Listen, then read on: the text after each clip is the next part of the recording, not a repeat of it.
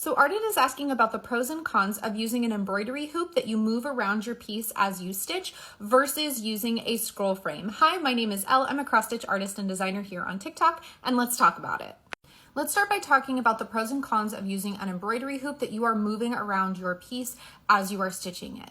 An obvious pro for this is you probably already have some embroidery hoops lying around. You can use whatever size you like to stitch with.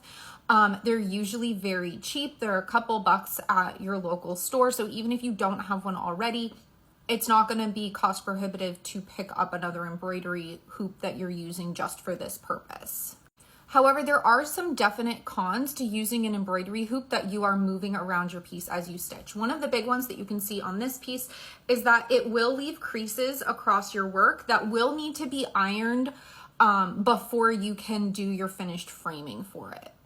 Now, depending on whether you are working on sort of like a medium-sized project, like about this size, or whether you're working on a very large project, this can either be a pro or a con.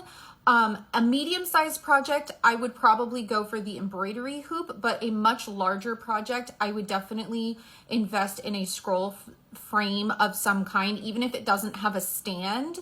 And the reasoning for that is how much excess fabric you have around the sides of your embroidery hoop as you are stitching. If there is a lot of excess fabric, it can become much more difficult to manage and to handle as you are stitching, especially like you said, if you're stitching exclusively at a sofa. So like the giant tapestry piece that I'm working on, it would not be manageable to be stitching that on the sofa unless it's in the scroll frame that I have it in, the way that I have it mounted. I did start by trying to just stitch it, sort of freehand stitching it without an embroidery hoop or a scroll frame. And I was really only able to work on like the very bottom corner of it. And it was already becoming unmanageable just based on how big it is.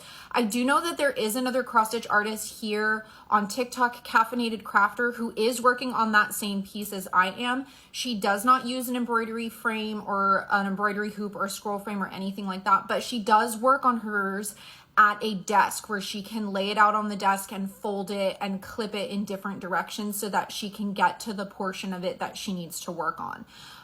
So how you're going to manage that excess fabric is something that you need to take into consideration. Or if it's a smaller piece where you don't have a whole lot of excess fabric, no matter where you're going to put the hoop, there's only going to be a little bit, an embroidery hoop might be the way to go. For me, the pros and cons of a scroll frame are a little bit different. One, it can make it a lot more manageable, especially if you are working on a larger piece. The cons for it is they can be kind of expensive, especially if you need to buy them in several different sizes. So I actually have a couple of different sizes. One of them I modified myself to make it large enough to hold the tapestry piece that I'm working on. But they do come in several different sizes. You can also look into Q-snaps, which are a little bit more like you can mix and match the different pieces together to make different sizes, I think. I've never personally worked with Q-snaps, but I know a lot of people who swear by them. It's basically like PVC pipes and clips, sort of, instead of the wood with like the screws and stuff that you would traditionally see for scroll frames. So making sure that you pair the correct size frame to the piece that you're working on is important. So this piece that I did, it's actually too small to really have fit into a scroll frame without having just a ton of excess Ida cloth around the edges to make up that difference, to have something for the frame to grip onto around the edges. With that being said, one of the pros of working with a scroll frame is that you're not going to have those creases at the end that you're going to have to deal with before you can frame or mount your piece or whatever you're doing with it. You're not going to have to worry about that because you're not creasing your piece at any point. One of the other sort of, kind of pro-con things with a scroll frame is depending on how big the piece is, how long it's going to take you to work on, you can get uneven sun damage or uneven like dirtiness across your piece. Like that's actually something that I'm a little bit concerned about with my tapestry piece. It's going to take me years to work on. So each segment of it is going to be exposed for years at a time as I'm unrolling it to work on different sections of it. So there might be parts of it that, you know, have more or less chance of being damaged. If it's all rolled up and it's protected, that portion's not going to get damaged, whereas the portion that's exposed might get damaged, especially like if we move, or, you know, if my cats decide to like knock a potted plant over on it or something like that. So things like that are also a consideration, as well as how are you going to store this piece when you're not working on it. When they're in a scroll frame, it is a little bit harder to store them.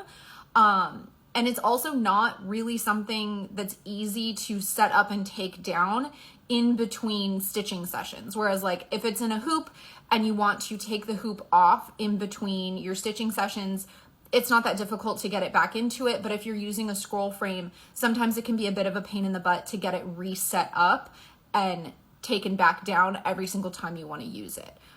So for me personally, I just have to leave mine permanently set up because there's not a good way to take it apart.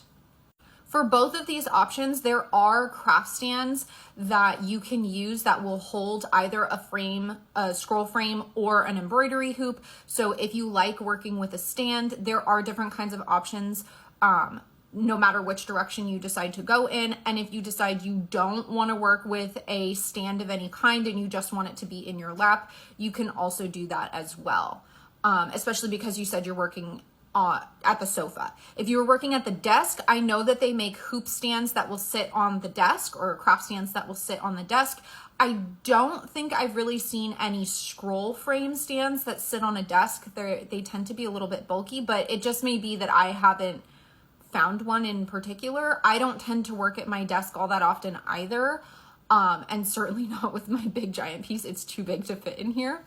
But that doesn't mean that they're not available or that you wouldn't be able to modify one to fit your needs. Anyway, I hope that helps. If you have any other questions, feel free to drop them in the comments. And as always, happy stitching.